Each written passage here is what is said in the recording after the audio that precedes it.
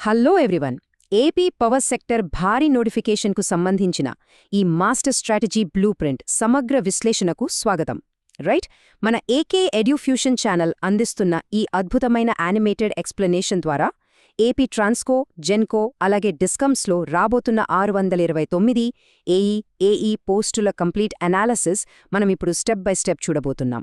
So without any delay, let's dive right in. సరే, ఈ ఎక్స్ప్లెనేషన్లో మన రోడ్ మ్యాప్ ఎలా ఉండబోతోందంటే, ఫస్ట్ ఈ గోల్డెన్ జాబ్ ఆపర్చునిటీ గురించి మాట్లాడుకుందాం.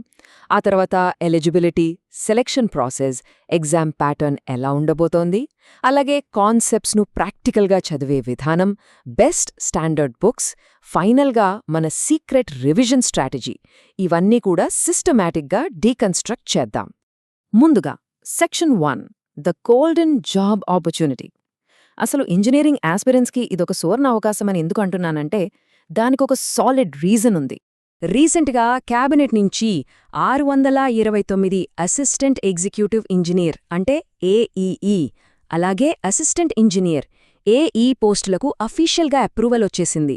ఏపీ విద్యుత్ శాఖలో ఇలాంటి బంపర్ నోటిఫికేషన్ రావడం నిజంగా గ్రేట్ న్యూస్ కదా. సో ఈ అరుదైన ఛాన్స్ని మనం ఎట్టి పరిస్థితిలోనూ మిస్ చేసుకోకూడదు.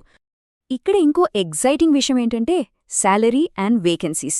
శాలరీ చూస్తే బేసిక్ 56,000 నుంచి స్టార్ట్ అయ్యి 1,77,000 వరకు వెళ్తుంది. It's a very ల్యూక్రేటివ్ package. ఇక వేకెన్సీస్ విషయానికొస్తే ఏ ఆర్గనైజేషన్లో ఎన్ని ఖాళీలున్నాయో మనం క్లియర్గా తెలుసుకోవాలి. మాక్సిమం పోస్టులు ట్రాన్స్కోలో 200 ఉన్నాయి, అండ్ నెక్స్ట్ ఈపీడీసీఎల్లో 135, ఎస్పీడీసీఎల్లో 134, జెన్కోలో 100, అండ్ ఫైనల్గా సిపీడీసీఎల్లో 60 పోస్టులున్నాయి. నంబర్స్ అన్నీ చాలా ప్రామిసింగ్గా ఉన్నాయి కదూ. ఇక section 2, eligibility and selection process. ఏ కాంపిటిటివ్ ఫీల్డ్లోకి దిగే ముందు అసలు రూల్స్ ఆఫ్ ద గేమ్ ఏంటో పర్ఫెక్ట్గా తెలుసుకోవాలి. క్వాలిఫికేషన్స్ చూస్తే ఎలక్ట్రికల్, సివిల్, టెలికాం బ్రాంచెస్లో బీఈ లేదా బీటెక్ కంప్లీట్ చేసిన వాళ్లంతా దీనికి ఎలిజిబుల్. ఏజ్ లిమిట్ కూడా 18 నుంచి 42 సంవత్సరాల వరకు ఉంది. అండ్ ద బెస్ట్ పార్ట్ ఏంటంటే సెలెక్షన్ ప్రాసెస్ చాలా సింపుల్ అండ్ స్ట్రీమ్లైన్డ్గా ఉండబోతోంది. జస్ట్ కంప్యూటర్ బేస్డ్ టెస్ట్, అదేనండి సీబీటీలో మంచి మెరిట్ సాధిస్తే చాలు. డైరెక్ట్గా డాక్యుమెంట్ వెరిఫికేషన్కే. ఇక్కడ ఎలాంటి ఇంటర్వ్యూ రౌండ్ లేదు. That's a huge relief, right? Competition అసలెక్కడుందో ఎగ్జామ్ ప్యాటర్న్ చూస్తే మనకు ఇట్టే అర్థమైపోతుంది. టోటల్ మార్క్స్లో మెజారిటీ అంటే దాదాపు 70 నుంచి 80 మార్కులు పూర్తిగా మన టెక్నికల్ కోర్ సబ్జెక్ట్స్ మీదే ఉంటాయి. మిగతా 20-30 మార్కులు మాత్రమే general aptitude, reasoning, general knowledge లాంటివి కవర్ చేస్తాయి. So the bottom line is focus అంతా టెక్నికల్ సబ్జెక్ట్స్ మీదే ఉండాలి. Right, let's move on to section 3, exam pattern and weightage. ఎనర్జీని ఎక్కడ ఇన్వెస్ట్ చేయాలో కరెక్ట్గా తెలియాలంటే టెక్నికల్ సిలబస్ని కొంచెం డీకన్స్ట్రక్ట్ చేసి చూద్దాం. మేజర్ సబ్జెక్ట్స్ వెయిటేజ్ ఒకసారి కేర్ఫుల్గా అబ్జర్వ్ చేస్తే ఎలక్ట్రికల్ మెషీన్స్ నుంచి సుమారు 18 నుంచి 20 ప్రశ్నలు, ఎలక్ట్రికల్ సర్క్యూట్స్ నుంచి 15-20 ప్రశ్నలు, అలాగే పవర్ సిస్టమ్స్ నుంచి కూడా 15-20 ప్రశ్నలు వస్తాయి. అసలు ఈ 3 సబ్జెక్టులే మొత్తం ఎగ్జామ్కి హార్ట్ లాంటివి అని చెప్పొచ్చు. ఇక్కడ మనం ఒక స్ట్రాటజిక్ షార్ట్కట్ వాడుకోవచ్చు. ఈ బిగ్ 3 సబ్జెక్ట్స్ అవే electrical machines, circuits and power systems. ఈ మూడింటిని పర్ఫెక్ట్గా మాస్టర్ చేస్తే టెక్నికల్ పేపర్లో సగానికి సగం మార్కులు, అంటే లిటరలీ 50% పేపర్ మన జేబులో ఉన్నట్టే. ఇమాజిన్, సగం సిలబస్ మీద పట్టు సాధిస్తే ఎంత కాన్ఫిడెన్స్ వస్తుందో కదా. Next section 4, practical approach to concepts. Engineering అంటేనే ప్రాక్టికల్ నాలెడ్జ్. అందుకే కేవలం బట్టి కొట్టకుండా ఈ కోర్ కాన్సెప్ట్స్ని రియల్ వరల్డ్తో ఎలా లింక్ చెయ్యాలో చూద్దాం. ఇక్కడ ఈ మ్యాపింగ్ చూస్తే కాన్సెప్ట్స్ ఎంత ఈజీగా అర్థమవుతాయో తెలుస్తుంది. ఎలక్ట్రికల్ మెషీన్స్ చదివేటప్పుడు ఎక్కడో ఉన్న థియరీలా కాకుండా మన వీధిలో ఉండే ట్రాన్స్ఫార్మర్ ఎందుకు వేడెక్కుతోంది, అందులో జరిగే I²R లాసెస్ ఏంటి అని ప్రాక్టికల్గా ఆలోచించాలి.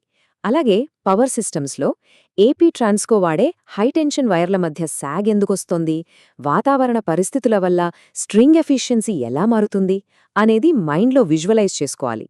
అప్పుడే కాన్సెప్ట్ బ్రెయిన్లో ప్రింట్ అయిపోతుంది. అదేవిధంగా సర్క్యూట్స్, మెజర్మెంట్స్ సబ్జెక్ట్స్ని కూడా రియల్ లైఫ్తో కనెక్ట్ చేద్దాం. మనింట్లో పవర్ పోయినప్పుడు ఆన్ అయ్యే ఇన్వర్టర్ బ్యాటరీ ఫ్లో ఉంటుంది కదా, దాన్ని కేవీఎల్, కేసీఎల్ కాన్సెప్ట్స్కి అప్లై చేసి చూడండి. అలాగే మనిళ్ల బయట ఉండే స్మార్ట్ ఎనర్జీ మీటర్లు రీడింగ్ ఎలా తీసుకుంటాయన్నది మెజర్మెంట్ ఇన్స్ట్రుమెంట్స్తో లింక్ చేసి చదివితే ట్రస్ట్ మీ ఆ టాపిక్స్ని మనం ఎప్పటికీ మర్చిపోలేం. ఇక section 5 books and revision strategy. ఈ ఎగ్జామ్ని క్రాక్ చేయాలంటే మన దగ్గర ఉండాల్సిన కరెక్ట్ వెపన్స్ ఏంటి, అలాగే హై రిటెన్షన్ కోసం వాడాల్సిన సీక్రెట్ సైకలాజికల్ టెక్నిక్ ఏంటో ఇప్పుడు తెలుసుకుందాం. మార్కెట్లో ఏవేవో బుక్స్ ఉంటాయి కానీ మనం చదవాల్సింది మాత్రం కొన్ని స్టాండర్డ్ టెక్స్ట్ బుక్స్ మాత్రమే. పవర్ సిస్టమ్స్ కోసం సిఎల్ వాద్వా, ఎలక్ట్రికల్ మెషీన్స్కైతే పిఎస్ భీమ్రా లేదా బిఎల్ థరాజా, ఇక మెజర్మెంట్స్కి AK Sahni absolutely best resources. ఇక్కడ మనం గుర్తుపెట్టుకోవాల్సిన గోల్డెన్ రూల్ ఒకటుంది. 10 వేరే పుస్తకాలను ఒక్కోసారి చదవడం కంటే ఒకే స్టాండర్డ్ బుక్ని 10 సార్లు రివిజన్ చేయడం చాలా పవర్ఫుల్. అందుకే ఏకే ఎడ్యూఫ్యూజన్ లాంటి అథెంటిక్ మెటీరియల్స్ ఫాలో అవడం మన ప్రిపరేషన్ని నెక్స్ట్ లెవెల్కి తీసుకెళ్తుంది. అసలు ఈ రివిజన్ని ఎఫెక్టివ్గా ఎలా చేయాలి? దీనికోసం ఒక అద్భుతమైన 1-4-7 సీక్రెట్ రివిజన్ టెక్నిక్ గురించి తెలుసుకుందాం. డే 1 రోజున బేసిక్స్ చదివి ఫార్ములాస్తో షార్ట్ నోట్స్ రాసుకోవాలి. డే 4 రోజు ఆ షార్ట్ నోట్స్ని జస్ట్ క్విక్గా మొదటి రివిజన్ చేయాలి. ఆ తర్వాత డే 7 రోజున కంప్లీట్ సెకండ్ రివిజన్ చేసి వెంటనే దానికి సంబంధించిన ప్రీవియస్ ఇయర్ క్వశ్చన్స్ అనగా పీవైక్యూస్ని సాల్వ్ చేయాలి. ఈ రకంగా స్పేస్డ్ రిపిటేషన్ చేయడం వల్ల మన బ్రెయిన్లో లాంగ్ టర్మ్ మెమరీ డెవలప్ అవుతుంది. ఆ 7వ రోజున గేట్ ఎగ్జామ్లో అడిగే 1 మార్క్ క్వశ్చన్స్ ఇంకా పీవైక్యూస్ సాల్వ్ చేస్తే ఎగ్జామ్ రోజు వరకు ఆ సిలబస్ని మర్చిపోవడం దాదాపు impossible. This is a proven method. ఇక ఫైనల్ సెక్షన్కి వచ్చేసాం. Section 6 the final action plan. ఇదంతా విన్నాక మంచి ఎనర్జీ వచ్చింది కదా. ఇప్పుడు ఈ స్ట్రాటజిక్ నాలెడ్జ్ని ఇమ్మీడియట్గా యాక్షన్లోకి ఎలా మార్చాలో చూద్దాం. ఆగస్ట్ లేదా సెప్టెంబర్లో అఫీషియల్ నోటిఫికేషన్ వస్తుంది కదా అని వెయిట్ చేస్తూ కూర్చోవటం కరెక్ట్ కాదు. ఇప్పుడే రైట్ నౌ సిలబస్ కాపీని ప్రింట్ తీసుకోవాలి. గేట్ 1 మార్క్ క్వశ్చన్స్ అన్ని ఒక్క దగ్గర కలెక్ట్ చేసి వెంటనే మాక్ టెస్ట్లు రాయటం మొదలుపెట్టేయాలి. రోజుకి ఎన్ని గంటలు చదివామన్నది కాదు, ఎన్ని గంటలు ప్రొడక్టివ్గా ఫుల్ ఫోకస్తో చదివామో అన్నదే అసలైన గేమ్ చేంజర్. చివరగా ఒక చిన్న ప్రశ్నతో ఈ అనాలిసిస్ని ముగిద్దాం.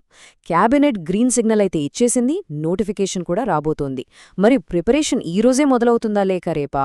Think about it. Don't wait. మన ఏకే ఎడ్యూఫ్యూజన్ ఛానల్లో అప్కమింగ్ టెక్నికల్ బ్యాచెస్ అలాగే మాక్ టెస్ట్తో ఇప్పుడే ప్రిపరేషన్ స్టార్ట్ అవ్వాలి. All the very best.